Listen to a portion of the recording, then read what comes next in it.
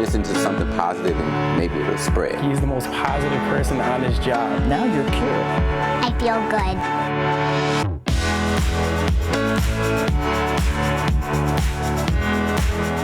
Good morning and welcome to Positively Milwaukee. It's more than pink ribbons and walks. That's the message a Milwaukee mom wants to send about breast cancer awareness. So during this pandemic, Dana Johnson has been busy working on a new project for people affected by breast cancer, even though she's never been diagnosed with the disease. But when you hear her story, you'll understand her commitment. You have the strength to rise. Memories of a cherished mother. You shine like a beacon. My mother's my best friend. She was the life of the party. Dana Johnson's mom, Judy Patterson, died of breast cancer. But from tragedy, a passion is born. She passed on January 8th of 2003. And since then, I have found my way through various organizations to make certain that I advocate not only for a state level in Wisconsin, but nationally in D.C. as well. During the pandemic, Dana Johnson launched a new nonprofit LLC. It's called the pinktabletalk.org. Hello, my name is Dana Johnson, host and CEO of the pinktabletalk.org. She hosts conversations about the disease on several platforms, including YouTube and social media. I've had an opportunity to sit at the table for the last 17 years since my mom passed of breast cancer and been fortunate in that right, but wanted to do something kind of the next level. And the next level was birthing the pinktabletalk.LLC. And it simply is a conversation that I have been having with women and men, and also invited a few doctors and oncologists as well as scientists to come to the table and just simply speak their truth and talk about their perspective on breast cancer so that it could reach out to the masses and hopefully educate, others. So far, an enthusiastic reception. Since its birth, people have come out of the woodwork to say, can I come to the table for the conversation, or is there, something that I can do because I appreciate, the voice that you have. And it's just been a phenomenal experience thus far and very humbling. The Pink Table Talk promotes action. Make certain that the lawmakers know that it's not just about the pink ribbon, it's not just about the walk, but there's more to it. And that's the platform for this podcast, to let people know that it is education driven, it's research driven, and it's policy driven. With the Pink Table Talk, we will be tackling the educational component as it relates to the city of Milwaukee, Wisconsin. But never far from Johnson's mind, recollections of her extraordinary mom. Can you talk about your mother? I just feel like she was just always just there, and whether I needed her in any light, through just showing me what it is just to be a strong woman, showing me what it is to be the constant friend. What do you miss most about her? Our conversations. Her mom's example inspires Dana to be the best possible mom to her own 10-year-old son. I think back to when I was a Girl Scout and all the sacrifices that she made for me. So I make a point to be like super mom, if you will, for my own son, and sometimes probably at a bit of an exhaustion. Like a medicine to help heal. So join us and take a seat at the table. The pinktabletalk.org emerges as a poignant tribute to Dana's guardian angel. Being able to bring this platform makes me feel like I'm doing something special for her. Just working through trying to provide like a legacy of what she meant to me and to so many others. And you are doing just that, Dana. And Dana also worries about people not getting treatment right now. She warns breast cancer does not stop during the pandemic, and there is help available for women who need mammograms. For more information about Dana's conversations, just go to pinktabletalk.org. We do have a link on our website, tmj4.com. One Milwaukee nonprofit is tackling eyesores in the neighborhoods, even giving entire blocks renewed aesthetics. Ryan Jenkins shows us how foreclosed homes are offering former felons a fresh start. Just off of Sherman Boulevard on Bonnie Place sits a rundown home that's getting a second chance, and that second chance extends far beyond the property line. This property is one of roughly 50 projects on track to be completed this year by the Milwaukee Builds program. Inside, the house is being gutted, given a second shot to become a home again someday. And it's the people doing the work who are also gaining a second shot at life. I had some drug charges. It was a while ago. Only did 2 years. Cornelius Sims has been out of prison since 2012 and credits the program with keeping him off the streets. I've been embraced and been comfortable working here.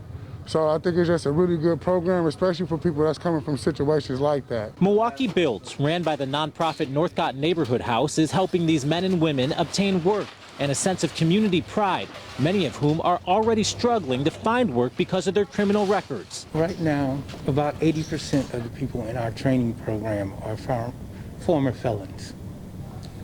So they went from tax burden to taxpayer. Over the past decade, more than 600 homes have been refurbished or built through this program. The nonprofit, partnering with developers and other community resources to train up a workforce, provide jobs, and add value to neighborhoods. So a lot of these guys helped tear down the community.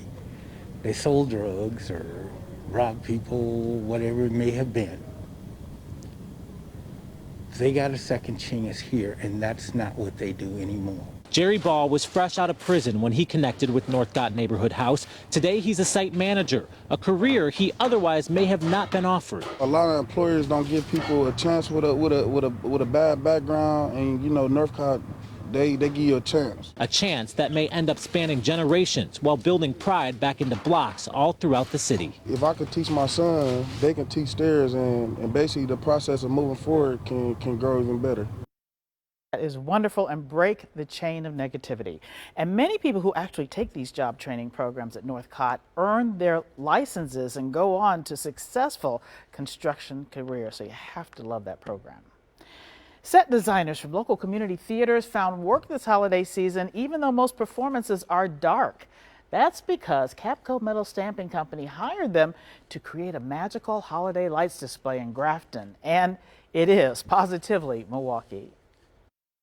And joining me this morning is Jim Kazmarek from Capco Incorporated. And Jim, every year you do something special for the community with Kids to Kids, but this year you have a toy Wonderland, and this is unbelievable. We do. You know, we had to kind of pivot this year, obviously, with the pandemic, and our prior toy drives have been something that's been, you know, happening indoors. And of course, we can't do that. Can't even see Santa indoors this year. And so we had to kind of think about, what are we going to do? We can't stop this. We got to continue this toy drive and provide some cheer and happiness for everybody. So yeah, we pivoted and decided to go outside and create the most amazing light show that you're going to drive your car through with your friends and family, and turn that into a toy drive as well. And that's exactly what we've done, and we're excited about it for sure. I have heard some comments from people who have been to this Winter Wonderland, and they tell me it is spellbinding. I mean, they say they just couldn't believe it, and it's all in Grafton. It is. It's Highway 60, right off of 43. It's literally 20 minutes from downtown Milwaukee proper, so it's really pretty easy to get to, and it is spellbinding. It just is, you know, and it's just a beautiful thing, you know. For $20, you can come with your family and see this amazing event, and a good portion of that money is going to be used to buy toys for underprivileged kids. So you're actually helping people while you're enjoying something magical. And you know, this is the first year that we've done this light show, and others have done this before. So many people don't know about it, but as they come here, they're like, their jaw is dropping, and they're like, oh my goodness, this is amazing. And I'm coming back, and I'm telling my friends. So we encourage everyone to take an opportunity, you know, a little bit of time out and come up to Grafton and see this. You will not be disappointed, I promise. Yeah, we're talking about a live nativity scene, millions of lights, a little Santa village, and all sorts of things. And kids, I love to look at the faces of kids when they see events like this, Jim. Yes, live reindeer, let's not forget those guys, you know. Yes. And an ice skating rink in the middle of a village that we've created that Hollywood set designers helped us, and it was all built by craftsmen of Milwaukee. You know, we re-employed those people that were down in the trades that were that were kind of stymied, right? And in the set designers and the people that from the Milwaukee Arts District in general. So, you know, hundreds and hundreds of volunteers, and many of them paid, coming to do this light show, and it is something very different. As you've gone through a traditional light show and you kind of journey period of time, you see a little bit of lights, you go a little bit further, some cool lights. So it's very, very different. The tunnels are just shocking. The one tunnel in and of itself has about 250,000 lights just hanging. It's just something we created, and we're so proud of. You just got to come see it. It will not disappoint. And I can say that humbly and with a lot of confidence.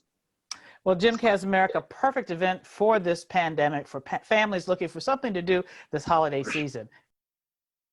And we appreciate Jim always doing nice things for the community. Now, the cost, $20 for a carload, and that's all for a good cause, don't forget. We put more information about the Christmas Wonderland on our Positively Milwaukee Facebook page. You got to check it out. Up next, how a Pewaukee man is spreading Christmas cheer and honoring his late mother. It's a shining example of holiday spirit. Welcome back. A Pewaukee man is fulfilling his mom's final wish before she died. It proves her love of Christmas. Digital reporter James Groh shows us how. This is more than just a handmade sleigh. Ever since I can remember, Christmas was always the biggest deal in our house. This is a tribute to a mother who loved Christmas. She was the type of mom at Christmas that you'd walk in and the cookies were going. And a fulfilling of her final wish. Some of her last breaths, as she was laying there, said, "Do not let this project fall for me. Make this Christmas special." Just before Kathleen Fuchs died in her sleep in October, she made sure her son Bob would spread Christmas cheer to everyone far and near. So Bob, who lives in Pewaukee and has dressed up as Santa the past few years, bought a sleigh from the 1890s, refurbished it, and attached it to his car so he could visit people as Santa safely during the pandemic. There are people that are sick, there are people that can't get out, that you have to go to people and you have to remind them that they're not forgotten. His mom was in a nursing home since February and couldn't see family due to COVID restrictions. Bob said it was isolating, so now he's traveling to different parts around southeastern Wisconsin, bringing people a little hope and light this holiday season. Merry Christmas! But Bob says it has done just as much for him as it has for those he visited. This has gotten me through the grief. His mom never got to see the finished sleigh, but Bob has a pretty good idea of what kind of motherly words she would say. Be careful and don't fall off. That sounds the same thing. Thank you, Bob, for spreading holiday cheer. Will the USO or United Service Organization try military families may feel more detached than ever during this pandemic. That is why the USO is asking for your help to make the holidays more special for them. West Bend moms Mary and Becky lean on the USO, while both husbands are in the Middle East serving as helicopter pilots for the National Guard. The support that they give, it's unwavering and it's always there.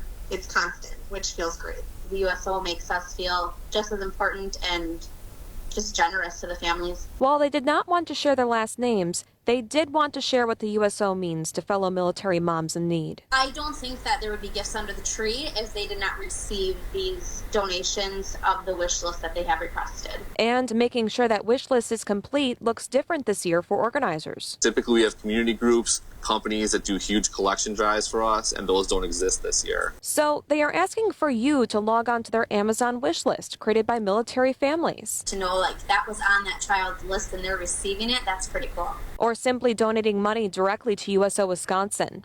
They hope to hold special in-person events for all military families in Milwaukee and Fort Hood later this month. One year my daughter won a bike from a raffle that was help donated, and so the excitement of hearing her name called, they had the best Santa Claus. They also plan to host a socially distanced crafts event to make sure military families have the Christmas they all deserve.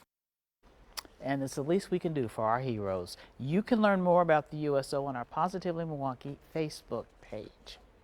Coming up next on Positively Milwaukee, you might have seen her on the Food Network. We're going to go inside a new bakery that just opened in Shorewood.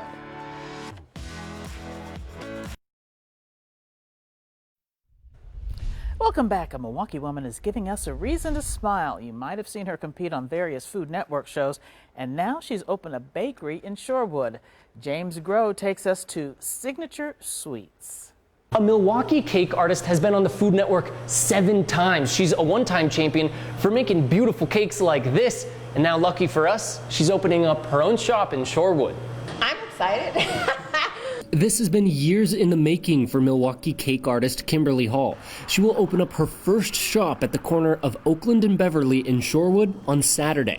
She specializes in cakes like this, and this.